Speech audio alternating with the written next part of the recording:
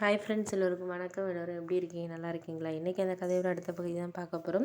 அதுக்கு முன்னாடி நீங்கள் செய்ய வேண்டிய விஷயம் என்ன அப்படின்னு கேட்டிங்கன்னா, மறக்காமல் நம்ம இந்த சேனலை சப்ஸ்கிரைப் பண்ணிக்கோங்க. கீழே இருக்க பெல் பட்டனையும் கிளிக் பண்ணுங்கள். அப்போ தான் நான் போடுற வீடியோஸ் எல்லாமே உடனுக்குடனே உங்களுக்கு நோட்டிஃபிகேஷன்ஸ் வரும். ஸோ மறக்காமல் சேனலை சப்ஸ்கிரைப் பண்ணிவிட்டு வீடியோ பாருங்கள் ஃப்ரெண்ட்ஸ். வாங்க நம்ம கதைக்குள்ளே போகலாம். அதுக்கப்புறம் நான் என்ன யோசித்தேன் அப்படின்னு சொன்னால், அதுக்கப்புறம் பேசினதுக்கு அப்புறம் என்ன அப்படின்னா, அப்படியே அமைதியாகவே மாமா அத்தை பொண்ணு அப்படியே உட்காந்துருந்துச்சு. எனக்கு அப்போயே தெரிஞ்சு ஒரு விருப்பம் இல்லை போல இருக்குது இதுக்கு அப்படின்னோடனே, நான் அப்புறம் கேட்டேன், டைரெக்டாகவே கேட்டேன். நம்ம வீட்டில் பேசுகிறதுலாம் சரிதான், ஆனால் உனக்கும் எனக்கும் விருப்பம் இருக்கா அப்படின்னு சொல்லிட்டு அவங்க என்ன அப்படின்னு சொன்னோன்னே, உடனே அது என்னை கேட்டுச்சு. இந்த மாதிரி உங்களுக்கு விருப்பம் இருக்கா தான் அப்படின்னோடனே, எனக்கெல்லாம் விருப்பம் இருக்குது, எனக்கெல்லாம் உன்னை பிடிக்கும். ஆனால் நான் படிக்காத அந்த அளவுக்கு. நான் பிஸ்னஸ் பண்ணலாம், காசு சம்பாதிக்கலாம். இருந்தாலும் படிக்கலைங்கிறது ஒரு குறை தானே எனக்கு. ஆனால் நீ அப்படி கிடையாது. இவ்வளோ பெரிய கம்பெனியில் வேலை பார்க்குற, நல்லா சம்பாதிக்கிற, அழகாகவும் இருக்கிற.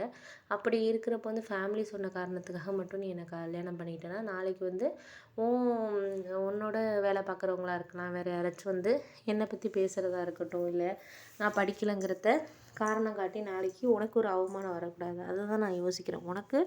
எனக்கு பிடிச்சிருந்தா மட்டும் கல்யாணங்கிறது சரியான விஷயமா இருக்கும். ஏன்னா இது ஒரு நாளில் முடிய போகிற விஷயம் கிடையாது. லைஃப் லாங் நம்ம ஒன்றா சேர்ந்து வாழணுங்கிறப்போ நம்ம எதெல்லாம் நம்ம முக்கியமாக நினைக்கணுமோ அதை தான் நம்ம பார்க்கணும் அப்படின்னோடனே, சரி ஓகே, என்னோடய விருப்பத்தை நான் ஒரு வாரத்தில் சொல்கிறேன் உங்களுக்கு அப்படின்னு சொன்னோன்னே, சரி ஓகே நீ யோசிச்சு சொல்லு அப்படின்னு சொல்லிட்டு, இருந்தாலும் எனக்கு உன்னை ரொம்ப பிடிக்குங்கிறத மட்டும் மனசில் வச்சுக்கோ அப்படின்னு சொல்லிட்டு நான் இங்கேருந்து கிளம்பி வந்துட்டேன். வந்ததுக்கப்புறம் எனக்கு மனசுக்குள்ளே கொஞ்சம் கவலையாகவும் இருந்துச்சு. நம்ம என்ன தான் இந்த விஷயத்த பேசணும் பேசணும் அப்படின்னு சொல்லிட்டு நினச்சிக்கிட்டு இருந்தாலும், ஒரு சில விஷயங்களை நம்ம பேசினாலுமே அதுக்கப்புறம் நம்மளுக்கு என்ன ரிசல்ட் கிடைக்க போகுதுங்கிறது, அதுவும் நம்ம கல்யாண விஷயத்தில் நம்மளுக்கு ஒரு பொண்ணு பிடிச்சிருக்கு, அவங்க என்ன சொல்லுவாங்களோ அப்படிங்கிற உள்ளார ஒரு தயக்கங்கிறது, அது எல்லாருக்குமே ஒரு வாழ்க்கையில் அந்த இதை கடந்தவங்களுக்கு மட்டும்தான் அந்த விஷயம் தெரியும். அந்த மாதிரி தான் எனக்கும் இருந்துச்சு. அப்போ நான் என்னோடய கடைக்கு போனோன்னா வேலையும் சரியாகவே இது பண்ணலை. எப்போதும் சுறுசுறுப்பாக ஏதாச்சும் ஒன்று லேபர்ஸ்கிட்ட சொல்லிகிட்டே இருப்பேன். அப்போ அந்த கடையில் வேலை பார்க்குற ரொம்ப வருஷமாக, கிட்டத்தட்ட 6-7 வருஷமாக வேலை பார்க்குற முத்துன்னு ஒரு பையன் என்னை பற்றி பார்த்தோன்னே நான் என்ன இதில் இருக்கிறேன் அப்படிங்கிற மாதிரி கண்டுபிடிக்கிற பையன். அவன் என்னோட ஃபேமிலி இது மாதிரி அப்படிங்கிற மாதிரி தம்பி மாதிரி தான். அவன் கேட்டான், என்னென்ன இன்றைக்கி என்ன ஒரு மாதிரி முகத்தில் ஒரு குழப்பம் தெரியுது, என்ன எதையுமே யோசிக்காமல் இது பண்ணுவீங்க, இன்றைக்கி என்ன ரொம்ப ஒரு மாதிரி குழப்பத்திலேயே அதையும் இதையும் மாற்றி மாற்றி ஆர்டர் கொடுக்குறது ஒன்றா இருக்குது, நீங்கள் சொல்கிறது ஒன்றா இருக்குது, பணம் கூட கூட கொடுத்துருக்கீங்க, அப்படிலாம் பண்ண மாட்டீங்களே நீங்கள், என்ன விஷயம்னா அப்படின்னோடனே, இல்லைப்பா எனக்கு உன்கிட்ட சொல்கிறதுக்கு என்னடா, இது மாதிரி எங்கள் அத்தை பொண்ணை கல்யாணம் பண்ணிக்க சொல்லி வீட்டில் பேசுகிறாங்க அப்படின்னு தெரியும். அந்த விஷயந்தான் ரொம்ப நாளாகவே தெரியுமே. எனக்கே தெரிஞ்சு 2 வருஷமாக உங்கள் வீட்டில் சொல்லிட்டு தானே இருக்கிறாங்க. ஃபஸ்ட்டு படிப்பு முடியட்டும்னாங்க, அப்புறம் ஒர்க் பண்ணுறாங்கன்னாங்க.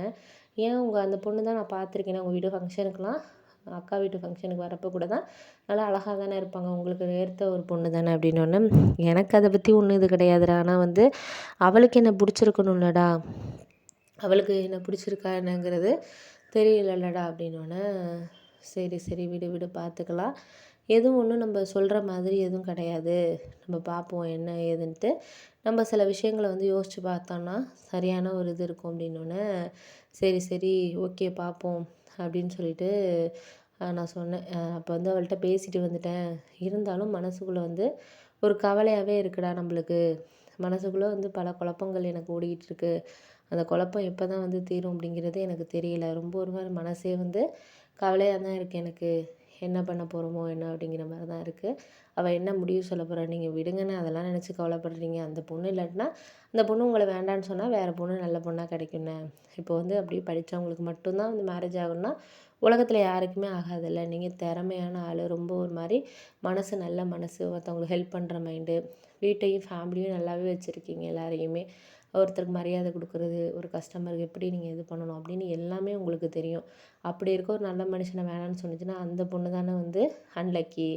நீங்கள் அதை பற்றி கவலைப்படாதீங்க அப்படின்னோடனே, அந்த பொண்ணு வேண்டான்னு சொன்னீங்கன்னா விட்டுட்டு நீங்கள் வேலையை பாருங்கண்ணே, நான் அம்மாலாம் சேர்ந்து உங்களுக்கு நல்ல பொண்ணாக பார்க்குறோம், இன்னும் ஒரு 6 மாதத்துலேயே உங்களுக்கு கல்யாணம் பண்ணிடுவோண்ணே, அதை பற்றிலாம் நீங்கள் கவலைப்படாதீங்க. அந்த பொண்ணு வேண்டான்னு சொல்லிட்டுனா நீங்கள் அதை மட்டும் என்கிட்ட சொல்லிடுங்க, நான் அம்மாக்கிட்ட சொல்லி என்ன பேசணுமோ நான் பேசிக்கிறேன், நீங்கள் விடுங்கண்ணே அப்படின்னு சொன்னோன்னே, என்னடா நீ வேறு ஃபேமிலியிலாம் இந்த அளவுக்கு பேசுகிறிய, அதெல்லாம் அம்மாவுக்கு தெரிஞ்சிச்சுன்னா அவ்வளோதாண்ணா. அப்புறம் என்னென்ன பண்ண சொல்கிறீங்க? இப்போ அந்த பொண்ணு வந்து உங்களுக்கு பிடிக்கல அப்படின்னு சொன்னதுக்கப்புறமும் ஃபேமிலி சொல்கிறாங்கன்னு நீங்கள் கல்யாணம் பண்ணிக்கிட்டீங்கன்னா நாளைக்கு அந்த பொண்ணு உங்களோட சந்தோஷமாக இருக்குமாண்ணே?